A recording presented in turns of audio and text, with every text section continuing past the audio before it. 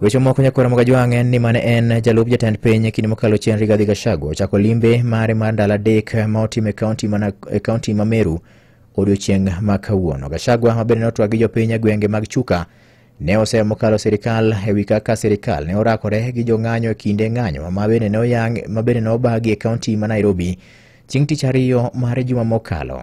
Ewi mano, Gachagua koro kwayo oganda jo Kenya mondo mikoro gibed motang' ahinya kendo kik giyie kata gi sir lwedo sirikand Kenya Kwanza motelie gi jatend piny William Ruto ma kinde mokalo chien ne en jatende.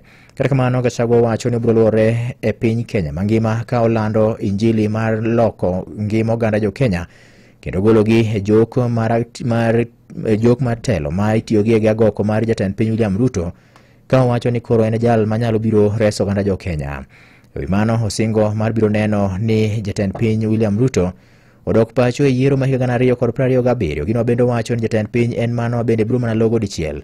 Gino ma bende odendo gi dho ngere ni one term. Arambe! Chuka ni one term! Chuka ni one term! Arambe! Arambe! Wewe Ruto! Wewe Kasongo! Wewe Muongo! Wewe Mwizi! Wewe mtu ya kutenga! Mtu ya kudanganya watu ya Chuka! Arambe! Kasongo, munaweza kubali mambo yake? Munaweza kubali mambo yake? Ati anasema ati miaka 5 inatosha. Ni miaka 5 ni wizi. Jazimpo. Jazimpo. Gachagua bende wacho ni singo duto ma jatend piny Kenya William Ruto ne oketo ne oganda jo Kenya kinde mane giduto gisero ombulu kanyakla mar mondo mi ne gidonji apis ka jatend piny kachiel kod jalupni. Onge ma osetimo kata achiel ka bende oseyo Ruto kuom bedo ne oluorore kinde ka kinde. Ka omedo keto singo moko to mano oseketo ne oganda jo Kenya kinde mokalo chien to kotim. Owacho ni jatend piny en jal ma ok wacho adiera.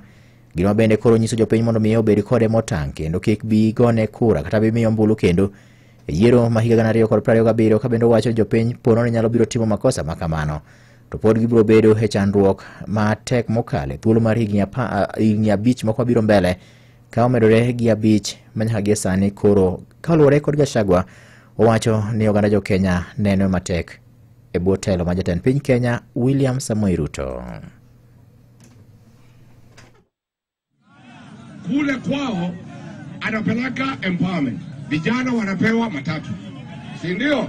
Wengine wanapewa bodaboda. Hapa kwetu anapatia mtu ya soprano alete maharagwe. Wewe mtu ya soprano hapana tumiwa na Kasongo vibaya, si ndio? Patiwa mali ya maana uletee watu ya Chuka. Hapana letea hao maharagwe ndio tumbo yao inakuruma. Saa wale wengine wanakurumisha gari.